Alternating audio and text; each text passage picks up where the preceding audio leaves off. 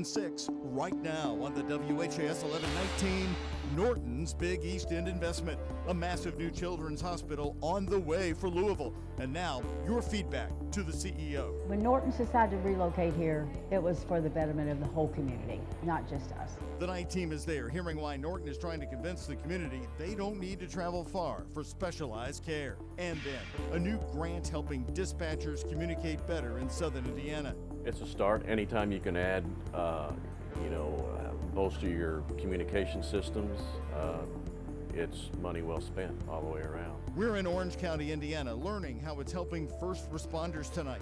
Plus, the JCPS school board meeting one final time before kids head back to school next week. We have a community that truly believes and wants to help our students succeed. The new superintendent reflecting on his first month on the job and sharing some of his goals for the future. The WHAS 11 night team begins right now.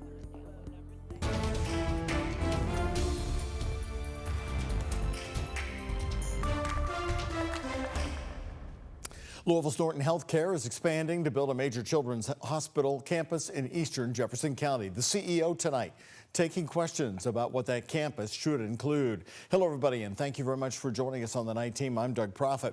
The hospital company wants Louisville residents to stay closer to home instead of going off to Cincinnati or Indianapolis for pediatric care. WHAS 11 night team's Alex Dieter and chief photojournalist Philip Merle heard what's planned for Jeffersontown.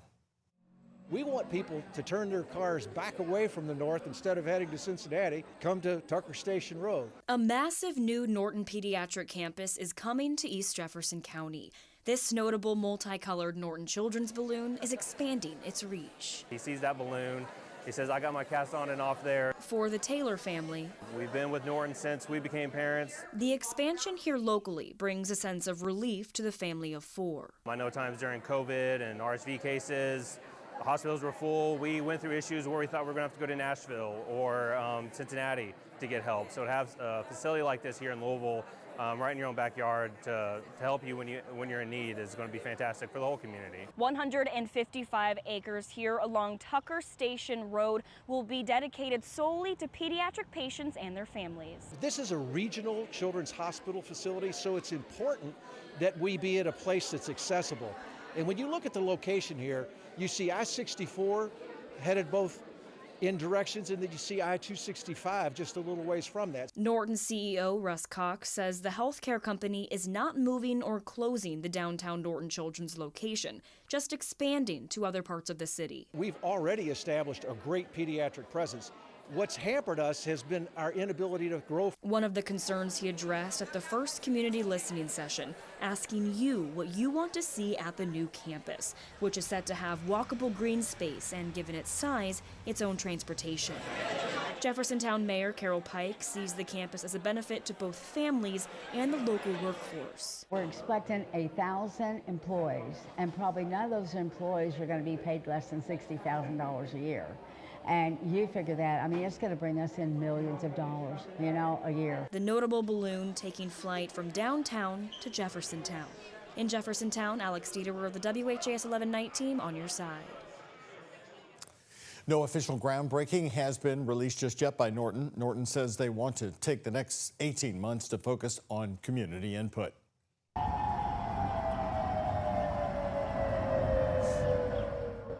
Now, updating you on the breaking news tonight. At this hour, tsunami sirens going off in Hawaii after a massive earthquake in Russia, far east. It registered 8.8 magnitude.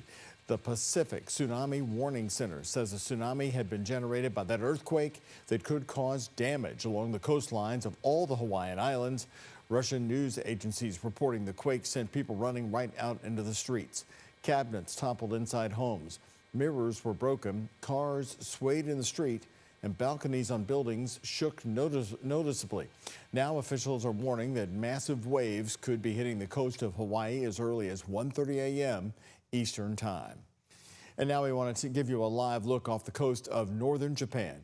Japanese officials saying waves reaching nearly a foot have already started to hit the shoreline right there. Again, this is a live view. Waves are expected to reach anywhere between 3 to 10 feet before they hit the U.S. island territory of Guam. Well, with so many tourists on that island, Hawaii is certainly a big destination for people around Kentuckiana.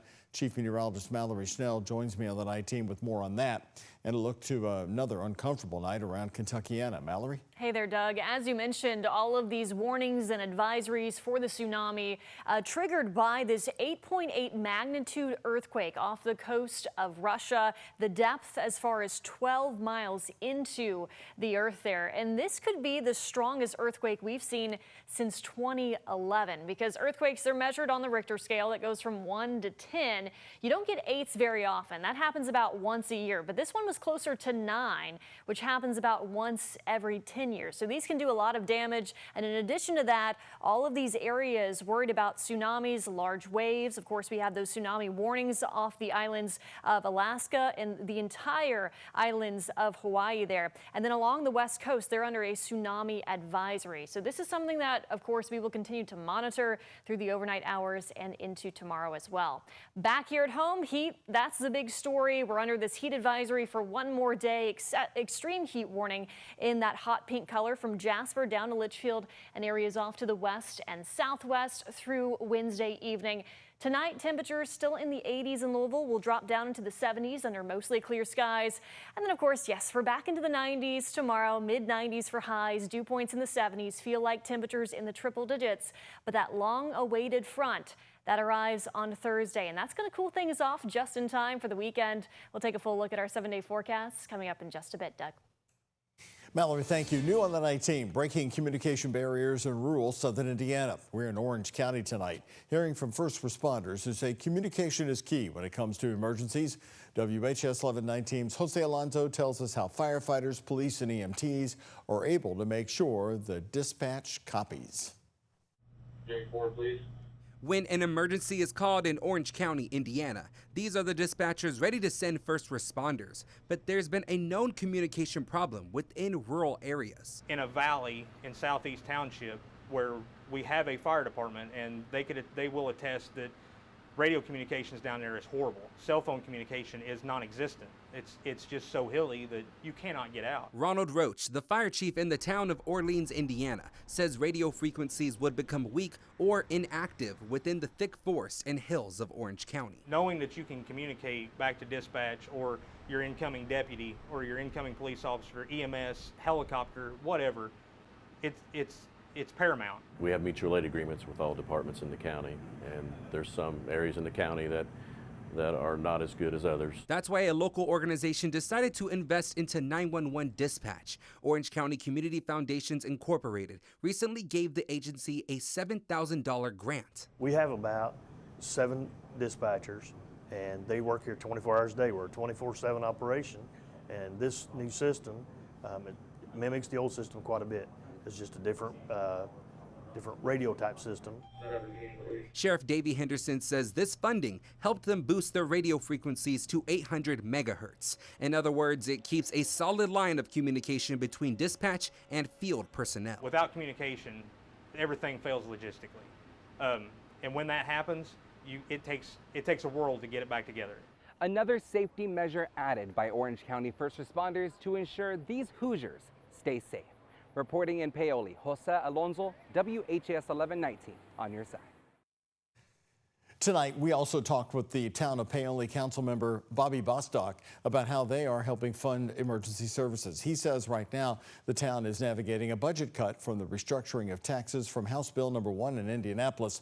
And once they understand how their funds look next year, they will look into purchasing more radios for their fire department.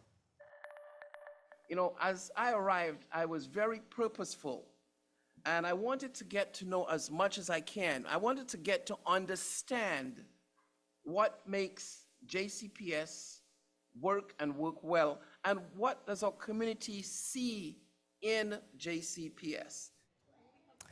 On the upper right of your screen there, that's the new JCPS Superintendent Brian Yearwood talking tonight, addressing the school board tonight ahead of the start of the new JCPS school year on Thursday, August 7th. The new superintendent has spent nearly a month on the job and said his main focus so far has been observing and learning all he can about the big district. Well, now as he looks to the start of next year, Yearwood began to lay out some of the goals for the district. Yearwood remaining optimistic about the future despite the massive budget deficit the JCPS is still facing. There are two non-negotiables for me.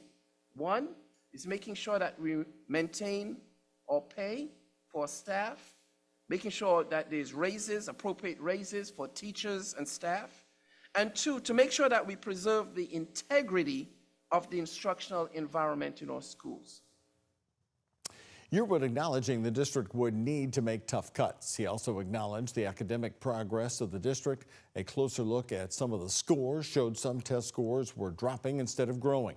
However, the superintendent remained optimistic and advocated for strong community support to help bring those test scores up. Also new tonight, JCPS addressing how it spent some of the money donated to them by the billionaire Mackenzie Scott. Scott, the ex-wife of Amazon co-founder Jeff Bezos, gave $20 million to the school district back in 2022.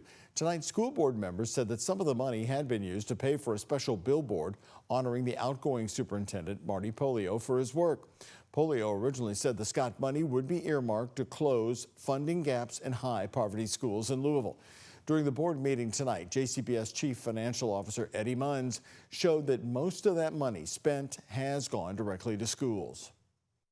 The vast majority of it, $3 million out of 3.2 million, has gone directly to schools or students. The other purposes, most of the rest of it has gone toward culture and climate. Questions were raised tonight about the future of the fund and how the remaining money should be spent. This includes more board oversight. However, those proposals will be heard at the next school board meeting. Kentucky Governor Andy Beshear has joined a 20-state lawsuit against the Trump administration's efforts to collect data from SNAP recipients. The data demand comes as the administration continues its crackdown on illegal immigration. Beshear is the only governor to join the coalition of mostly Democratic-led states. The state's lawsuit seeks an injunction to block the data transfer.